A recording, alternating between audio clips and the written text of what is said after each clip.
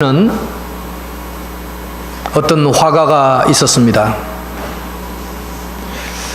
이 화가의 꿈은 세상에서 가장 아름다운 그림을 하나 그리는 것이었습니다. 그런데 그림을 그리기 전에 세상에서 무엇이 가장 아름다운가를 알아야 하겠는데, 세상에서 무엇이 가장 아름다울까 고민을 했습니다. 고민하면서 지나가는데 한 믿음이 좋은, 열심이 넘치는 한 종교인을 만났습니다. 그에게 물었습니다. 세상에서 가장 아름다운 것이 무엇입니까? 당신의 생각에는 세상에서 무엇이 가장 아름답다고 생각합니까? 그렇게 물었더니 이 종교인은 세상에서 가장 아름다운 것은 믿음입니다. 믿음보다 더 아름다운 것은 없습니다. 그렇게 대답을 했습니다. 그리고 또 길을 가는데 아주 사랑에 빠진 한 여성을 만났습니다. 그 여인에게 물었습니다. 이 세상에서 가장 아름다운 것이 무엇입니까? 라고 물었더니 그 처녀는 얼굴을 붉히면서 하는 말이, 뭐니 해도 세상에서 가장 아름다운 것은 사랑이지요. 그래서 사랑이 가장 아름답다고 이 연애에 빠져 있는 처녀는 대답을 했습니다. 그리고 또 길을 가는데 전쟁에서 돌아오는 한 군인이 있었습니다. 터덜터덜 이제 돌아오는 군인에게 세상에서 가장 아름다운 것은 무엇이라고 생각합니까? 그렇게 물었더니 이 군인의 대답은, 뭐니 해도 세상에서 가장 아름다운 것은 평화겠지요. 나는 평화가 가장 아름답다고 생각을 합니다. 그렇게 대답을 했습니다. 그런데 이 화가에게는 고민이 빠졌습니다. 그러면 세상에서 가장 아름다운 토대가 되는 믿음과 사랑과 평화, 이것을 다 갖고 있는 무언가는 없을까? 내가 그림을 그리고 싶은데 세상에서 가장 아름다운 것이 이 세 가지라고 하니까 이 세 가지를 동시에 그릴 수 있는, 담아낼 수 있는 그 무엇이 없을까? 고민에 빠졌습니다. 그리고 집으로 돌아왔습니다. 집으로 돌아오는데, 집에서 돌아와서 이제 대문을 열고 들어오는데 자기 집 아이들이 아빠 하면서 뛰어나옵니다. 그리고는 뒤를 돌아보지 아니하고 그냥 아빠 품에 안겼습니다. 이 아버지가, 이 화가가 생각할 때는, 그렇다, 세상에서 가장 아름다운 믿음이 우리 집에 있구나. 이 아들이 아버지에게 그냥 몸을 날리면서 안길 때 아버지를 철저히 믿어주는 이 믿음, 신뢰가 우리 집에 있구나. 그거를 느끼는 순간 바로 아이들 뒤에서 하얀 앞치마를 입고 저녁 요리를 하던 아내가 와서, 여보 이제 왔어요. 아주 다정하게 인사할 때 그 화가의 마음에 사랑이 멀리 있는 것이 아니라 내 아내의 마음속에 사랑이 있구나. 그래서 사랑을 발견했습니다. 그리고 아이들의 그 믿음과 아내의 사랑을 발견한 자신의 마음이 갑자기 막 평화스럽게 밀려오는 것입니다. 그래서 이 화가가 깨달은 것은, 가정이 이 세상에서 가장 아름다운 믿음과 사랑과 평화가 있는 것이구나. 가정보다 더 아름다운 것은 없구나 해서 자기 가족들을 향한 가정의 그림을 그려서 이 그림이 유명한 그림이 되었다는 것입니다. 그리고 그 그림의 이름이 이렇게 화가가 붙였다고 합니다. 세상에서 가장 아름다운 그림. 그 그림은 다른 내용이 아니라 바로 우리가 살아가는, 일상을 살아가는 이 가정의 모습이 세상에서 가장 아름다운 그림이구나 하는 것을 이제 그림으로 나타내었다는 것입니다. 오늘은 어버이날입니다. 성경은 자녀들에게 첫 계명을 주었어요. 오늘 에베소서에 보면은 첫 계명이다. 첫 계명이 뭔가? 바로 부모를 공경하는 것이 첫 계명이다. 이렇게 말씀을 하고 있습니다. 여러분, 그런데 오늘 말씀을 가만히 보면, 자녀들아 너희 부모님께 순종하라 이렇게 말씀하지 않았습니다. 오늘 1절 말씀에 보면은, 자녀들아 너희 부모에게 순종하라 하기 전에 주 안에서, 자녀들아 주 안에서 너희 부모에게 순종하라, 이것이 옳으니라. 주 안에서라는 말씀을 하고 있습니다. 여러분, 우리가 부모에게 순종하되 맹목적인 순종이 아니라 주 안에서 순종해야 된다는 것입니다. 여러분, 주 안에서 신앙적 효도 방법을 가르치고 있습니다. 한마디로 말하면 죄를 지으면서 부모에게 효도해서는 안 된다는 거죠. 죄를 지으면서 부모에게 효도할 수는 없다는 것입니다. 예를 들어서 자기 목숨을 팔아서 부모에게 효도하고 싶다? 옳지 않다는 것입니다. 몸을 팔아서 부모에게 효도한다? 그것도 옳지 않다는 것입니다. 강도질해서 부모에게 효도한다? 옳지 않다는 것입니다. 주 안에서, 하나님의 법 안에서 부모에게 효도하라, 그렇게 공경하라 라고 말씀을 하고 있는 것입니다. 여러분, 우리가 돌아가신 부모님에게 귀신 섬기듯이 제사를 지내면서 부모를 공경하는 것은 진정한 의미의 공경은 아니라는 것이죠. 왜냐하면 그것은 주님이 싫어하는 것이기 때문에 우리가 부모를 공경하되 주 안에서 주님의 방식으로 부모를 공경하는 것이 오늘 이 말씀의 정신이다, 이렇게 우리가 볼 수가 있는 것입니다. 오늘 말씀에 보면 그렇습니다. 자녀들아, 주 안에서 너희 부모에게 순종하라, 이것이 옳으니라. 네 아버지와 어머니를 공경하라, 이것이 약속이 있는 첫 계명이니. 저는 오늘 여기서 순종과 공경에 대한 말이 나옵니다. 여러분 가만히 보세요. 1절에서는 너희 부모에게 순종하라 라고 말했고, 2절에서는 내 아버지와 어머니를 공경하라. 그러면 순종은 뭐고 공경은 뭘까? 순종과 공경이 서로 다른 것일까? 같은 것일까? 우리 고민에 생각을 해볼 수가 있습니다. 여러분, 의미는 비슷한 의미지만은요, 조금 이렇게 나누어서 생각해 보면 순종이라는 것은 한마디로 이게 좀 정신적인, 마음적인 영역이라고 볼 수 있죠. 그럼 공경이라는 건 뭡니까? 공경이라는 것은 정신적인 의미도 있지만 그보다는 오히려 어떤 물질적인, 그리고 현실적인 어떤 섬김, 그것을 아마 공경이라고 말할 수 있을 것입니다. 한마디로 말해서 공경한다는 것은 내가 물질로 부모님을 잘 복양하는 것, 잘 입혀드리고 잘 편안하게 모셔드리고 물질로 뭔가를 해드리는 모든 것은 아마 공경의 의미가 가까울 것이고, 순종은 부모님의 말씀에 대한 정신적인 공감과 순종을 아마 순종이라고 표현하지 않았을까 생각해 볼 수 있습니다. 그래서 공경이 없는 순종은 위선이고 순종이 없는 공경은 아첨이다, 이렇게 말할 수가 있겠죠. 그래서 공경이 반드시 순종을 전제로 하고 순종은 반드시 공경을 전제로 할 때 부모를 제대로 공경하는 것인데, 우리는 그냥 순종만 한다든지 공경만 한다든지 마음이 없이 물질만 섬긴다든지 물질 없이 마음만 한다든지 둘 다가 문제가 있기 때문에 오늘 말씀에서는 너희 부모에게 순종하고 뿐만 아니라 네 아버지와 어머니를 공경해라, 이렇게 말씀을 하고 있다는 것입니다. 자, 그러면 우리가 어떻게 하는 것이 효도일까요? 어떻게 하는 것이 효도이냐? 데살로니가 전서 5장 23절에 보면 인간을 3분 이야기를 하죠. 인간의 구조는 영이 있고, 그 다음에 혼이 있고, 그 다음에 몸이 있다. 인간을 2분설로 설명하기도 하고 3분설로 설명하기도 하죠. 영혼과 육체로 설명하기도 하고 영과 혼과 몸이 있다, 이렇게 3분설로 얘기하기도 합니다. 어떻게 보느냐에 따라서 조금 다를 수는 있겠지만은 이 데살로니가 전서의 관점에서는 인간은 영과 혼과 이 몸이 3분되어 있다라고 보는 거죠. 자, 그러면 먼저 우리가 부모에게 효도한다는 것은 그 영혼을, 그 부모님의 영혼을 하나님께로 인도하는 것이다, 이렇게 말할 수가 있는 것이죠. 여러분, 육신적으로 아무리 하게 해드린다 해도 그 효도는 길어야 100년이죠. 우리가 태어났으니 길어야 70년이겠죠. 자, 그런데 그것은 시간의 한계가 있는 효도라는 거죠. 그런데 영적인 인도함을 받으면 천년만년 영원한 세상에서 영생을 누리기 때문에 부모에게 제일 큰 효도는 뭡니까? 영적으로 하나님께로 인도하는 것이다. 그것을 진정한 효도라고 성경은 말씀하고 있다. 그래서 영적으로 하나님께로 인도하는 효도가 최고의 효도라는 사실을 깨달으시기를 축원합니다. 만일에 믿는 자녀를 둔 부모가 그 다음에 자녀는 열심히 믿는데 부모는 다 지옥 갔다, 얼마나 그 불행한 일이냐 이거죠. 함께 내 부모님을 하나님께로 인도하는 것보다 더 큰 효도는 없겠다. 진정한 효도라는 것입니다. 저는 일본을 태어나서 한 번밖에 가보질 못했는데, 일본에 가면 시부야 공원이라는 공원이 있다고 합니다. 그 공원에서 일어난 하나의 실화적인 이야기가 있다고 합니다. 시부야 공원에 가면 그 공원에 관련된 이야기가 있는데, 그 어떤 아버지가 이제 강도짓을 하는 거예요.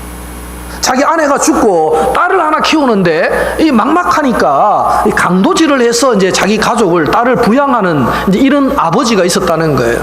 그 밤마 되면 이제 복면을 하고 나가서 강도짓을 해서 이렇게 가족이 이제 살아가게 되었는데 이제 딸이 조금 크면서 그 아버지 하는 일을 알게 되었다는 거죠. 우리 아버지가 나를 키우기 위해서 이렇게 강도짓을 하는구나.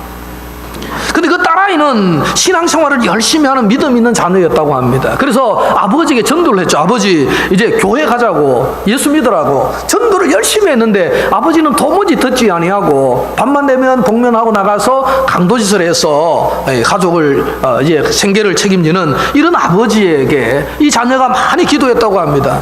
기도하다가 아버지가 안 들으니까 어느 날 밤에 이 딸이 이제 자기가 자기 엄마가 남겨놓은 옷을 입고 분장을 하고 엄마가 들던 가방을 들고 이제 아버지가 가는 뒤를 밟아가는 거예요. 그런데 그 아버지가 간 곳이 바로 시부야 공원이라는 공원인데 그 공원에 갔을 때에 이 딸이 이제 지나가는 겁니다. 지나가니까 이 아버지 된 이 강도는 자기 딸인지 꿈에도 생각 못하고 어두우니까 밤에 가서 칼로 찔러가지고 그렇게 가방을 빼앗아서 달려서 집에 왔다는 거죠. 집에 와서 보니까 가방이 억수로 앞면이 있는 거예요. 알고 보니까 자기 아내의 가방이라는 거죠. 자기 아내가 남겨놓은 유품과 같은 가방이 있는데 도대체 이게 무슨 일인가 가방을 확 열어서 보니까 그 안에는 유서라는데 이게 뭐 편지가 하나 들어있는 거예요. 편지의 내용이 이런 것입니다. 아버님 전상서, 아버지, 이 불효한 여식의 잘못을 용서하여 주십시오. 오늘 밤 아버지의 칼날에 죽어 쓰러지는 것이 아버지의 가슴을 아프게 하는 잘못인 줄 모르는 바 아니오나 아무리 생각해도 아버지의 영혼을 구원하여 천당으로 모시는 길은 이 길밖에 없는 줄 알고 저는 지금 죽어도 천당에 갈 준비가 되어 있사옵기에 최후로 이 길을 택하였사오니 나를 자식으로 아시거든 불쌍하다 마시고 회개하여 예수 믿으시다가 천당에 와서 하나님 보좌 앞에서 나와 만나기를 바랍니다. 딸의 유서가 담긴 거죠. 눈물을 흘리면서 통곡하며 후회했지만 이미 소용이 없는 일이었습니다. 그래서 이 아버지 강도는 자수를 했다고 합니다. 자수를 해서 이제 감옥소에 들어가서 거기서 예수를 잘 믿으면서 생활을 했다는 거죠. 그리고 이제 출감해서는 정말로 많은 사람을 하나님께로 인도하는 헌신적인 그리스도인으로 살아가는 그런 어떤 시부야 공원에 전해오는 이야기가 있다는 사실입니다.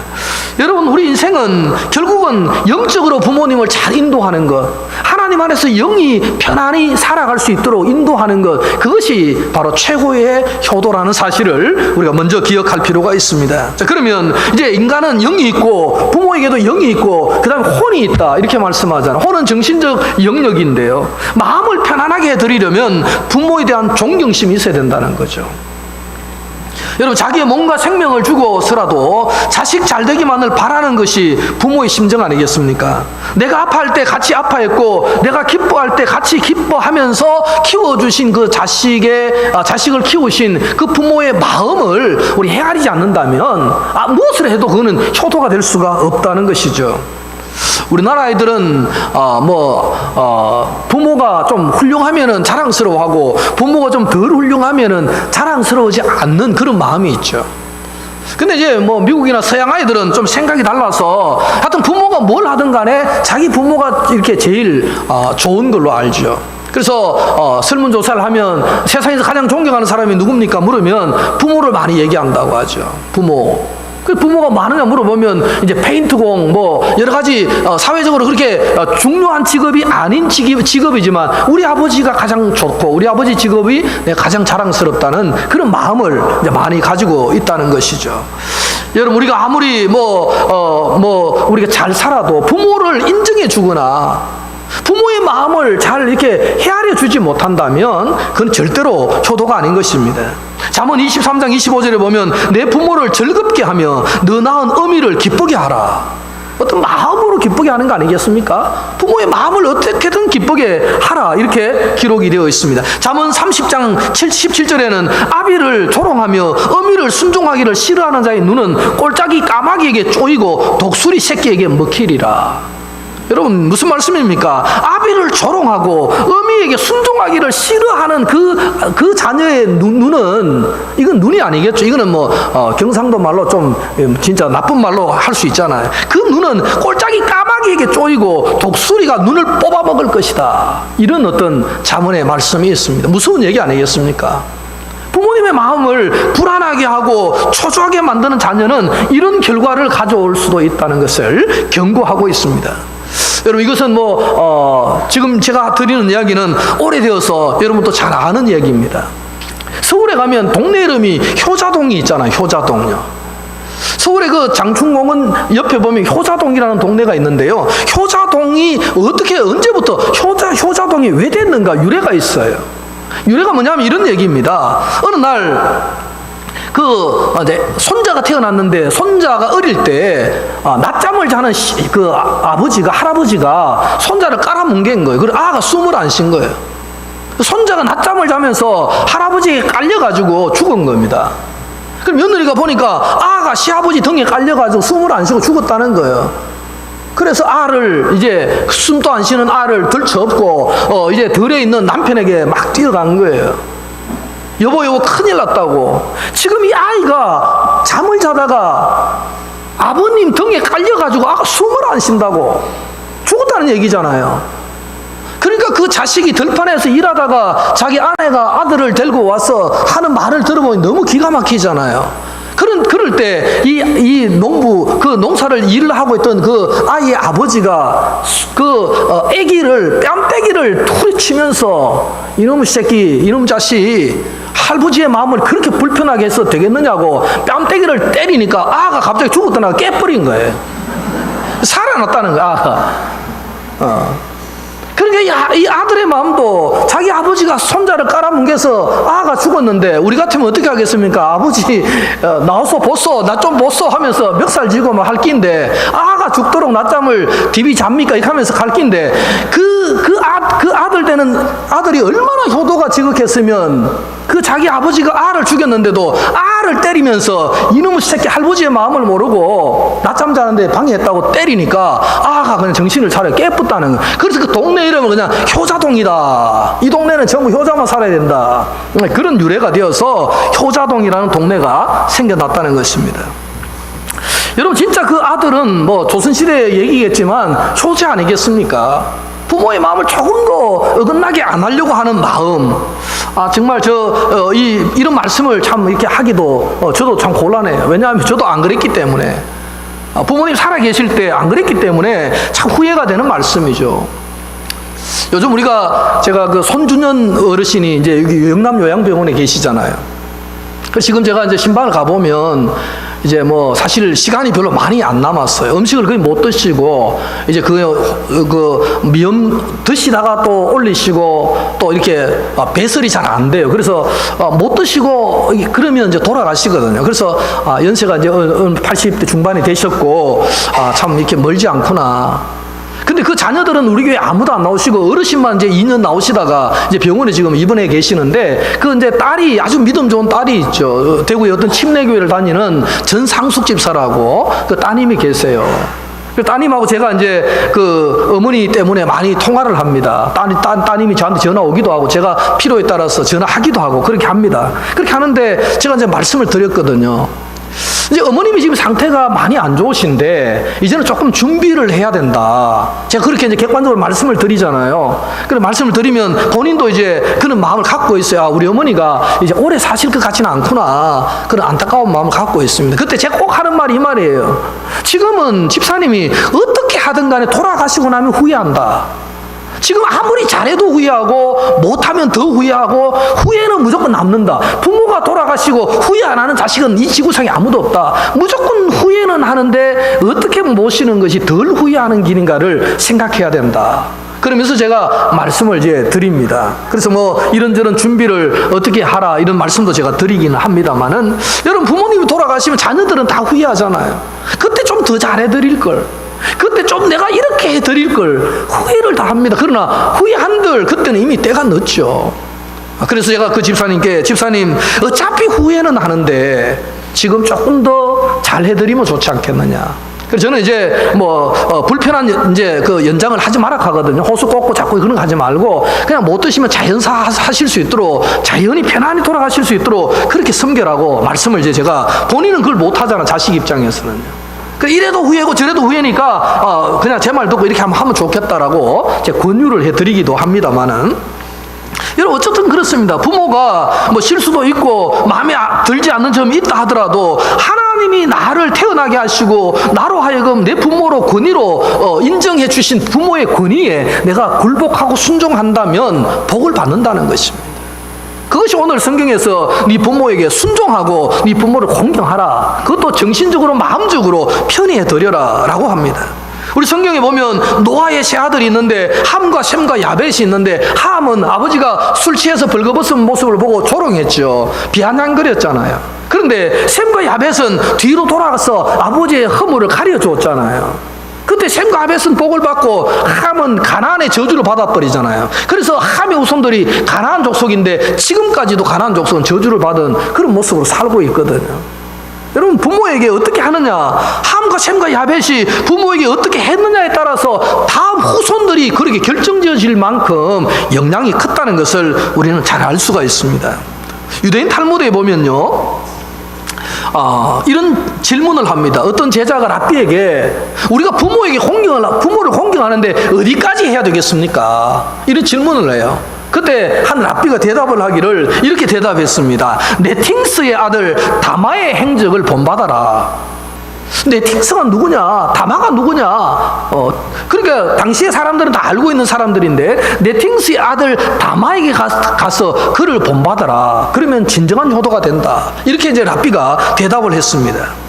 여러분 그렇게 보니까 다마의 이제 이야기가 나오는 거죠. 다마의 이야기라는 게 뭐냐면은 어느 날 어떤 현인이 이제 보석을 이제 자기 옷에 달고 싶어 가지고 보석을 사러 갔는데 이 다마와 그 다마의 아버지 네팅스는 보석 가게를 하는 사람이에요. 유대인 중에서 보석을 파는 사람인데 이제 이 어떤 현인이 찾아와서 내가 달 보석을 좀 좋은 걸 사고 싶어 왔는데 이제 우리말로 하면은 대목 보는 날이에요. 아주 자기 집에 있는 보석 중에 비싼 보석을 비싸게 팔 수 있는 기회가 온 거예요. 그래서 손님이 왔는데 그 네팅스의 아들 다마가 이제 너무 반가워서 팔려고 보니까 그 보석 상자를 자기 집에 보관하고 있는데 보석 상자의 열쇠를 자기 아버지가 머리에 베고 잠을 자고 있는 거예요. 베개 속에 이 열쇠가 있는데, 비밀 열쇠가 있는데, 그걸 열어야 보석을 팔 수가 있는데, 그게 그 속에 이제 베개 속에 있는 거예요. 그래서 이 다마가 이런 얘기를 합니다. 지금은 보석을 팔 수가 없습니다. 우리 아버님이 곤히 주무시기 때문입니다. 그렇게 대답을 해서 그 중요한 고객을 돌려보냈다는 거예요. 여러분, 이 이야기가 이제 많이 전파가 된 것 같습니다. 그래서 당장 들어가서 우리 같으면 아버지를 흔들어 깨워가지고 열쇠 주세요. 지금 손님 왔습니다. 지금 잠잘 때가 아닙니다. 하면서 아버지를 흔들어 할 텐데 이 다마는 아버님이 주무시는 이 단잠을 내가 깨울 수 없다. 아무리 보석이 중요하고 돈 버는 것도 중요하지만 나는 그것을 할 수 없다라는 그런 마음으로 손님을 돌려보낸 그 네팅스의 아들 다마를 본받으면 진정한 효도가 된다. 그런 마음으로 부모를 섬겨라고 랍비가 대답을 했다는 것입니다. 사랑하는 성도 여러분, 다마처럼 부모를 섬기실 수 있기를 축원합니다. 부모님을 잘 섬김으로 하나님께서 내리시는 축복을 먹고 사는 그런 성도들이 다 되시기를 주의 이름으로 축원합니다. 자, 마지막 세 번째는 그렇습니다. 영으로 편히 천국으로 인도하고 그 다음에 마음으로 편히 모신 다음에 그 다음에 이제 몸이 있잖아요. 3분설에 의하면 이제 몸이 육신이 있는데 육신도 잘 모셔야 되겠죠. 어떤 며느리는 그런 얘기했습니다. 나는 꼭 내 옷 살 때 시어머니 옷도 산다. 그걸 원칙으로 정한 며느리도 있더라고요. 자기 옷 사면은 시어머니 옷도 꼭 사드리는 이런 며느리 잘 없지 않겠습니까? 그런 며느리도 있습니다. 여러분, 어쩌면 우리가 물질적으로 부모를 잘 섬기는 거, 그 공경인데, 그 공경도 우리에게는 굉장히 중요하죠. 왜냐하면 내가 그렇게 하면 나도 자녀들에게 그렇게 대접을 받게 됩니다. 옛날에는 고래장이 많았는데요. 고래장에서 고래장 하는 이야기 속에 전해오는 이야기가 이런 이야기가 있습니다. 고래장을 하러 갔습니다. 갔는데 이제 자기 이제 연세 드신 아버지를 이제 이렇게 지게에 지고 이제 고리장하러 산속에 들어가는 겁니다. 산속에 들어가는데 혼자 가는 것이 아니라 자기 뭐 10살 된 아들을 데리고 같이 가는 거예요. 그러니까 이제 이게 3대가 같이 할아버지 아들 손자가 같이 이제 할아버지 고리장하러 가는 거예요. 고리장하러 아버지를 아들이 메고 이제 깊은 산속에 들어갔습니다. 들어가서 아버지를 거기에 내려드리고 이제 지게를 버리고 이제 오려고 아들을 손잡고 이제 오려고 하는데 아들이 지게를 챙기는 거예요. 그래서 아버지가 묻습니다. 야야, 지금 그 지게 어디다 쓰려고 그 쓸데없는 지게를 가져가느냐? 그냥 가자. 이렇게 둘이 손잡고 오니까 아들이 무슨 말을 했겠습니까? 나중에 아버지 고리장 할 때 필요할 것 같아서 지금 가져가겠다는 거예요. 여러분, 그건 자들이 하는 대로 손자는 아들은 자기 아버지가 하는 대로 아들은 보고 배운다는 거예요.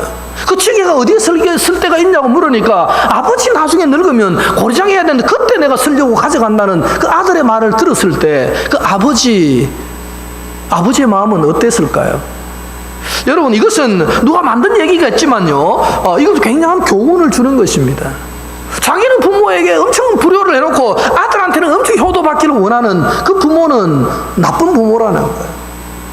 자기가 효도를 하면 당연히 효도를 받을 텐데 자기는 고리장 해놓고는 돌아오면서 자기는 고리장 안 당할 것처럼 생각하는 그 자체가 잘못되었다는 사실을 이 이야기는 우리에게 전해주고 있다는 것입니다. 여러분, 한 부모는 10자식을 탈없이 낳고 기릅니다만 10자식은 한 부모를 잘 못 모십니다. 그렇죠? 부모는 10자식을 낳아서 길러요. 그런데 10자식이 모여도 한 부모를 제대로 공경 못하는 사회가 우리 사회라는 것입니다. 그만큼 부모를 잘 모시기가 쉽지는 않다는 얘기죠. 오늘날 고리장은 많습니다. 그냥 쉽게 갖다가 뭐 버리는 부모 있지 않습니까? 그런 자식들이 있지 않습니까? 현대판 이 고리장은 더 무서운 고리장이라고 말할 수도 있습니다. 어쨌든 오늘 성경 말씀에서는 주 안에서 부모를 잘 섬기면 복을 받는데 그 부모를 순종하고 부모에게 순종하고 공경해야 된다. 명백히 우리에게 말씀합니다. 자, 그러면 오늘 3절에 보면 그렇게 공경하고 순종을 잘하면 우리에게는 어떤 일이 벌어지는가? 두 가지 복을 얘기하는 거죠. 하나는 네가 땅에서 뭐 한다는 거죠? 잘 되는 복을 받는다. 오늘 3절에 보니까 네가 잘 되고 이렇게 말하죠. 잘 된다는 말은 꼭 부자가 된다는 말은 아니겠죠, 그죠? 잘 된다는 것은 마음 편히 모든 일이 형통하다 이런 종합적인 의미지 꼭 경제적으로 뭐 그것도 잘 되는 거겠죠. 망하는 것보다는 흥하는 게 잘 되는 거 아니겠습니까? 어쨌든 여러 모양으로 전인격적으로 잘 되고 그 다음에는 어떤 일이 있습니까? 땅에서 네가 장수한다. 부모를 잘 섬기면 장수한다는 거예요. 건강식품 아무리 들어 먹고 마셔도 장수 못하는데 부모를 잘 섬기면 장수를 한다. 그렇게 했습니다. 사랑하는 성도 여러분, 어쨌든 오늘 우리가 이 말씀을 가만히 묵상해 보면 부모에게 잘하는 것은 내게 굉장히 유익하다. 굉장히 좋은 일이다. 그것을 우리에게 명백히 교훈하고 있습니다. 오늘 어버이 주를 맞이해서 정말 우리 교회 안에는 어르신들이 많으신 편인데 우리 자녀된 우리에게도 정말 이런 어떤 효도하는 마음을 가지고 부모를 잘 섬겼으면 좋겠다는 것입니다. 마지막으로 돌아가신 우리 황수관 박사의 짧은 이야기를 제가 영상으로 한 토막을 보고 설교를 마무리했으면 좋겠습니다. 우리 같이 한번 영상을 보겠습니다. 그 다음에 2 더하기 2는 얼마입니까? 아이고, 더 잘하시네요. 이 뜻이 뭐냐면 5회를 3번만 선택해주면 2회가 생깁니다. 2회를 2번만 해주면 4는 생깁니다. 여러분 뭐 보시죠. 여러분, 가정이 얼마나 중요하냐. 여기서는 황수관 박사는 가난한 농부의 아들로 태어났습니다. 그런데 우리 아버님은 특징이 하나 있어요. 자신들을 잘 안아줘요. 들이 일하셔도 저 같은 데 들어가면 손 씻고 올라가서 또 열차를 안아줘요. 안아주면서 이렇게 하는 말이 수관아, 너는 가난한 농부의 아들이지만 공부 해왔습니다. 그거에 속옷을 팔아도 꼭 책 사줄게. 내 속옷을 팔아도 꼭 공부시켜줄게. 난 어릴 때 그 말씀이 내 가슴이 아버지에게 됐어. 감동을 받고 공부를 열심히 해서 방송하니까 우리나라 최고 명문 연세대학 교수가 돼요. 우리 아버님의 그 말씀 한 말씀 쓰세요. 부모님의 사랑은 하늘보다 높고 바다보다 깊은 것이 부모님의 사랑입니다.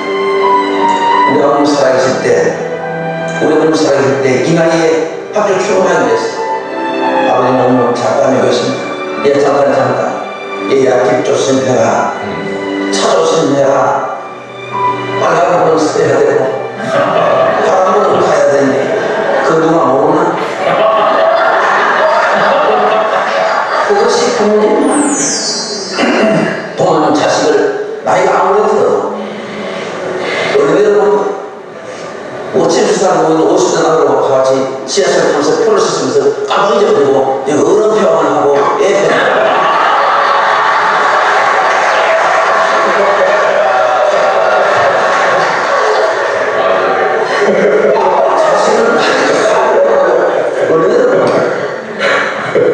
써라주는 가정에 대천마루에 83세 아버지가 53세는 아들하고 마주 앉아있었어요. 마침 창가에 까창을 나왔습니다. 아버지가 물었습니다. 얘가 생긴 뭐냐? 아버지 까치. 그래 뭐냐? 고마워. 두 번째 또 물었습니다. 얘가 저기 뭐냐? 그만 까치가 켰잖아요. 오냐 고맙다. 또 시작해서 어제 또 물었습니다. 이런 나이 많은 여성 분은 정신이 왔다 갔다 합니다. 얘가 저게 뭐냐? 그만 까치가 켰잖아요. 그것도 못 가는 거예요. 그 소리를 아버지는 너무 서러워서 방으로 들어갔습니다. 들어가서 옛날 임의사를 들어갔습니다. 그 임의사는 제가 36살 때 임의사였습니다. 밖에 나와서 제가 들고 이거 보겠습니다. 그 임의사는 이런 걸 비교해서 했습니다. 3살짜리 내 아들과 마루에 마음을 앉으셨습니다. 마침 창가에 까창을 나옵니다. 3살 먹은 내 아들이 나에게 얘야 저게 뭐냐? 얘야 까치야. 내 아들은 영덕포 20세.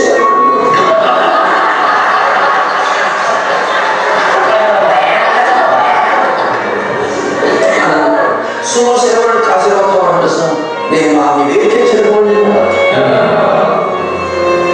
다시 살아난 내 아들을 너무 희워서 표현하죠.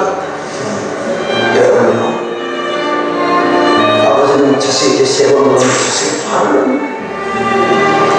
자식은 부모에게 20살을 먹는데 그 자식이 상승하고 그것이 부모님. 그 부모님이 오래가 살아야 돼. 여러분 부모님을 살아야 때 고맙게 살아주십시오. 한 가만 다시 먹는 것이 부모님을 살아야 때 고맙게 살아주십시오. 제가 인터넷에 글이 하나 올라왔어요. 여러분 읽어드리겠습니다. 제목이 시아버지의 문자 메시지. 내게는 특별한 두 개의 핸드폰이 있습니다. 한 개는 내 것이고 다른 하나는 하늘나라에 계신 시어머니 것입니다. 제가 시부모님께 핸드폰을 사드린 건 2년 전 두 분의 결혼 기념일에 커플폰을 사드린 것입니다. 문자 기능을 알려드리자 두 분은 며칠 동안 끙끙 대시더니 서로 간에 문자도 나누게 되었습니다. 그러던 시어머님께서 갑자기 암으로 돌아갔어요. 유품 가운데 핸드폰을 며느리인 제가 보관하게 되었습니다. 그리고 한 달 정도 지난 후 아버님이 아파트 경비 일을 보러 가신 뒤에 띵동하고 어머니 핸드폰으로 문자 메시지가 들어왔습니다. 여보, 오늘 야간 좀니까 저녁을 어머니랑 맛있게 드시고. 순간 나는 놀랐습니다. 혹시 어머니 돌아가신 충격으로 아버님께서 치매 증상이 오지 않으니까 하는 불길함이 몰려왔습니다. 그날 밤 또 문자가 날아왔습니다. 여보, 추운데 이불 뜯고 잘 자도 돼. 사랑해. 남편과 나는 그 문자를 보고 눈물을 흘렸고 남편은 좀 더 지켜보자고 했습니다. 그날 저녁 우리 식구는 아버님이 사오신 동태로 명탕을 끓이고 소주 한 잔과 함께 당신은 얘기를 묵묵히 들었습니다. 아직도 너희 어미가 꿈을 열고 들어온 것 같구나. 그냥 내 어머니랑 했던 대로 문자를 보낸 거란다. 답장이 안 오더라. 그제야 내 어머니가 돌아가신 것을 알았다. 너희 내외가 내가 이상해진 것을 줄 알고 내 눈치를 보면 아무 말 못했던 것도 다 안다. 미안하다 얘들아. 그날 이후 아버님은 어머니 핸드폰으로 다시 문자를 보내지 않았습니다. 하지만 요즘은 며느리는 제게 문자를 보냈습니다. 지금 나도 아버님께 문자를 보냅니다. 아버님,